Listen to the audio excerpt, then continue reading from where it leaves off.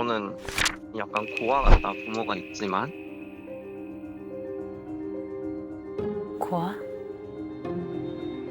먹고 싶은 거 하고 싶은 거를 하는 것 자체가 눈치 보였고 제가 물에 빠져 죽을 뻔했거든요. 물살이 너무 세고 해서 엄마가 도망간 거예요. 왜 버리고 갔어? 그러니까 장난식으로 내가 죽게 생겼는데 자식은 또 남으면 되지. 아유, 말도 안 돼, 진짜. 어? 엄마가? 뭐야?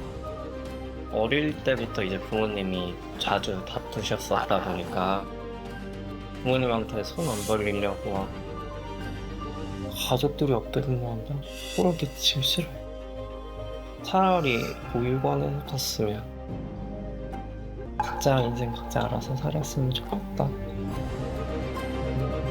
백인성의 엄마 윤은혜라고 합니다. 아, 네. 어머니시고요. 네, 저는 34살 백인성이라고 합니다. 아, 네. 좋습니다. 어떤 부분이 부담스러운 거예요?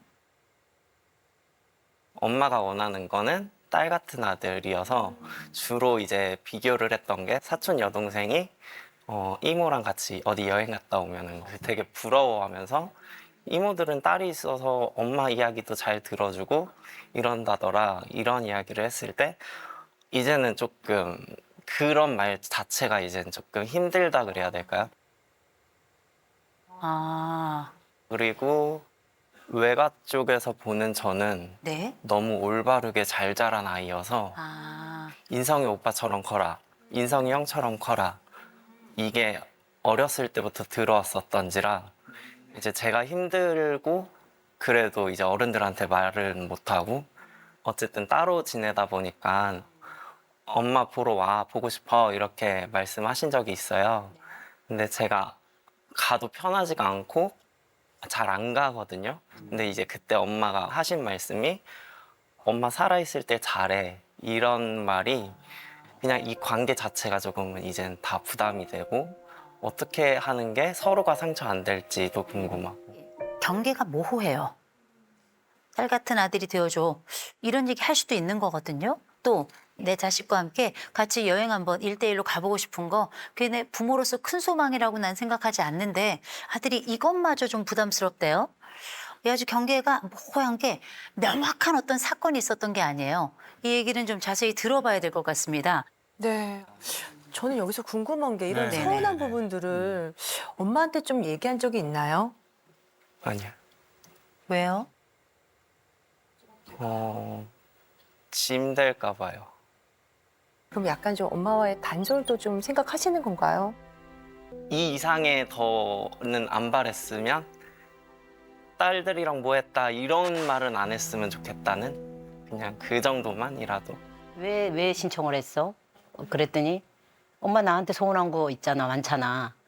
그거 마음 엄마 한번 털어놔 보라고. 그래서 생각해 보니까 근래에 많이 서운했던 부분들, 그러니까 그동안도 서운했던 부분들. 그래? 그럼 한번 해볼까? 그래 보지 뭐. 나도 한번 내 속에 있는 거 좀 털어놔 보지 뭐.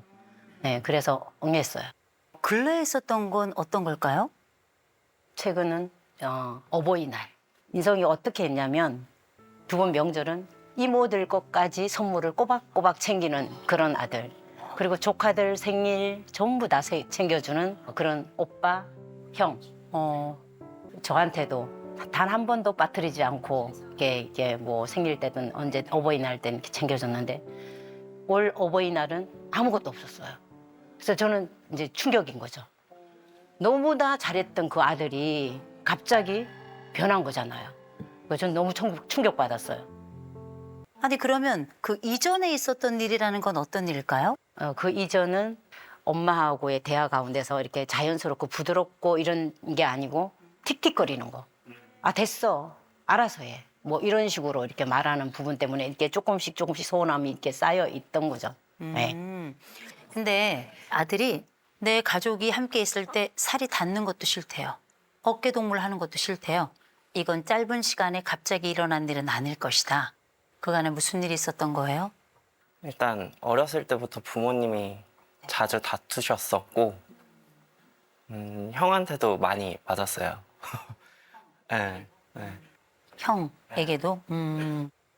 근데 이제 그때도 이제 부모님은 크게 꾸짖음 없이 그냥 넘어갔었고, 제가 잔병치레가 어릴 때 많았었다 보니까 집에 돈을 좀 많이 써서 집안 가세가 좀 기울었던 걸로 제가 생각을 해서 혼자, 그래서 집에 부담이 되기 싫었어가지고, 그래서 초등학교 2학년 때부터 그냥 나 신경 쓰지 마, 내가 알아서 밥 차려 먹을게, 나 밥 챙기지 마, 내가 알아서 할게, 이게 아직까지도 습관적으로 이게 돼버린 거고, 학교에서도 왕따를 당해도 그냥 혼자 삭히고 그랬으면서 생활을 했었다 보니까 이제 가족한테는 기대고 싶지 않은.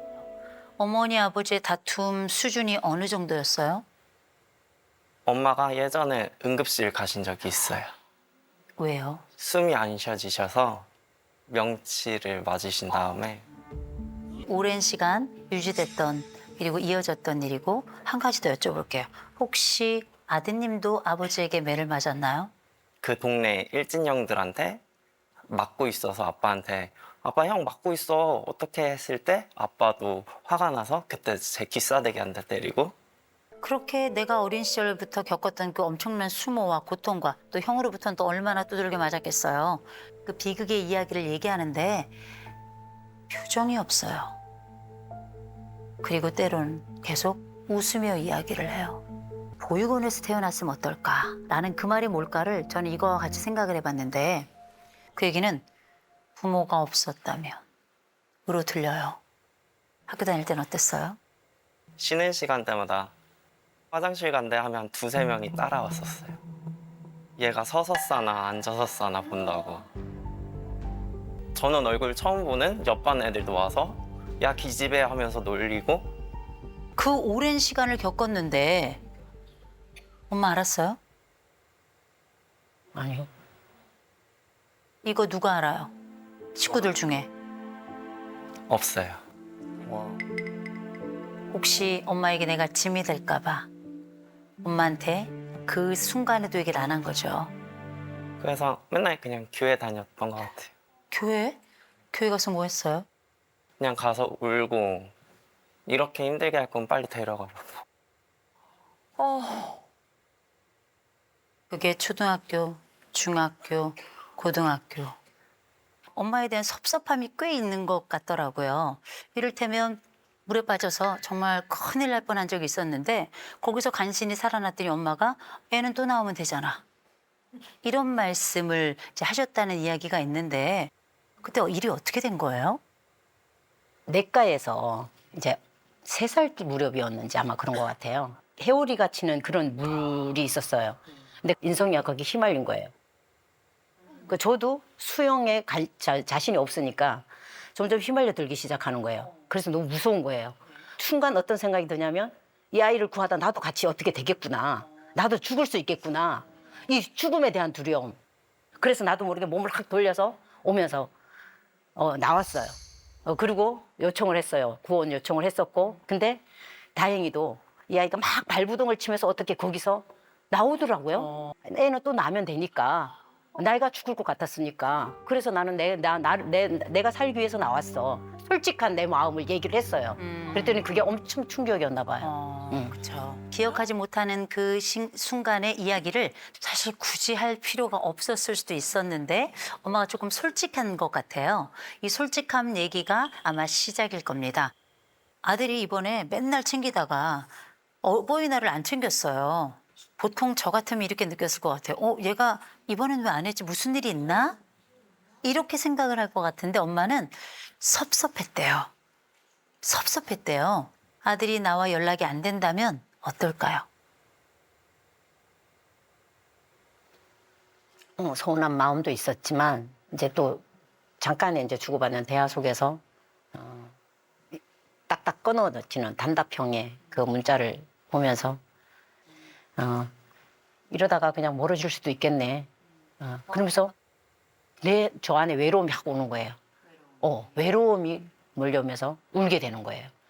외롭네. 그 아빠의 그 자식이지 뭐. 막 이러면서. 아들이 깜짝 놀랐어요. 눈을 계속 개슴츠레 뜨고 있던 아들이 눈이 번쩍 뜨이고 깜짝 놀랐어요. 엄마가 이런 얘기 한 거 못 들어봤죠? 그죠? 어머니가 평생 바다만 와서 그런가 아들에게 뭘 주세요? 이 집은 말입니다. 주는 사람은 계속 주고 거절하는 사람은 계속 거절해요. 근데 한 가지는 분명한데요. 우리 아들이 지금 좀 걱정되는 부분이 있습니다. 그게 뭐냐? 반사회성 점수가 올라갔어요. 이 아이들 어디를 봐서 반사회성이 높아요? 전혀 아니죠. 근데 반사회성 요 점수가 높아지는 데는 또 하나의 이유가 있을 때가 있어요. 그게 바로 뭐냐? 가족에게도 모든 것을 내어주는데요. 돌아오는 게 없어요. 전혀 인정받지 못하고 나라는 사람의 존재가 없는 것 같이 이 아들의 TCI 검사를 이제 보잖아요. 자율성이 19점밖에 안 돼요. 이렇게 모두를 챙기는 사람이 이 얘기 뭔지 아세요? 소진이에요. 소진. 그리고 자기 수용 점수가 있어요. 자기 수용이 1점이에요. 남은 다 퍼주고요. 내 거는 없어요. 이거는 누구도 잘못한 게 없어요. 그냥 혼자 지친 거예요. 혼자 지쳤는데 많이 지쳤어요. 우리 어머니는 위험회피 점수가 0점이에요. 이 세상에 불안이라는 건 없어요. 그런데 사회적 민감성 22점이에요. 다른 사람이 고통스럽고 괴로운 그 심정을 잘 못 헤아려요. 그래서 내가 죽을까 봐서 야 나 먼저 살아야 되잖니? 그래서 어떻게 애는 또 남은 되잖아. 상대방에게 이게 어떤 고통인지 잘 몰라요. 아들은 가족들이 나에 대해서는 기댄다. 내가 믿고 있는 능력은 티 안 내는 것. 어머니 SCT 문장원성 검사 중에 제가 약간 좀 화가 났던 게 있어요.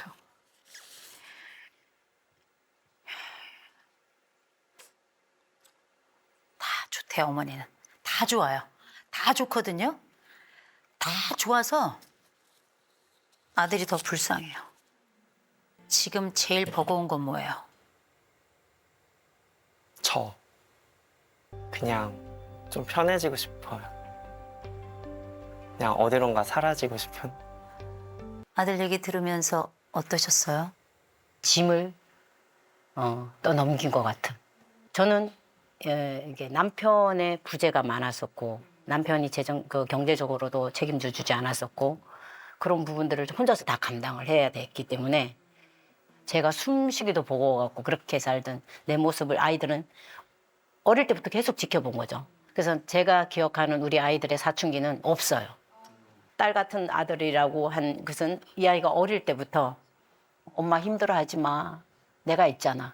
그리 어린 것이 그런 말을 하고 엄마 눈물을 닦아주고 그리고 이제 4살, 5살 때 내가 이제 화장실에서 이제 여자니까 앉아서 일을 보면 자기도 옆에 와서 앉아서 일을 보는 거야. 엄마 이모들 딸 있다고 엄마 부러워하지 마. 내가 엄마 딸 해줄게. 근데 얘들이 왜 고통의 이야기라면서 자꾸 웃는지 알았어요. 나라도 우리 엄마 힘들게 하면 안 돼. 그래서 이 아이들은 전형적인 스마일 마스크예요. 그 고통 안쪽에 뭐가 있는지 누구도 예측할 수 없어요. 왜? 웃고 있으니까. 그죠? 아들이 한 3년간 연락 안 할 거예요. 눈물이 나요. 눈물이 나죠. 그래도 참을래요. 아들이 건강해진다면. 정말 몰랐는데 얘기를 좀 해주면 좋은데 난 너무 힘들어요 진짜. 그렇게 얘기를 하고 싶었는데도 왜 한 번도 얘기를 안 하는 거예요. 이게 왜 이런 얘기를 하냐면 그냥 원래 연락 안 해도 돼요. 근데 왜 여기 나오는 줄 아세요? 죄스러워서. 만지지 마. 만지지 말아요. 엄마 만지지 말아요. 엄마 너무 죄송한데 지금부터 혼자 울어야 돼요. 내가 내 아들이 이렇게 힘든지 몰랐다는 거 아나? 아나? 이제 혼자 남겨진 것 같은 이 마음을 어떻게 해야 되나? 엄마가 오니까 지금 아들이 울죠. 3년 이기적으로 삽시다. 제가 3년 얘기했더니 엄마는 울고 아들은 고민을 해요. 그래서 어머니께 좀 부탁을 드리려고요. 딸 같은 아들 그거 말고요. 짐이 아니라 힘이 있는 그런 아들이 옆에 있었으면 좋겠어요.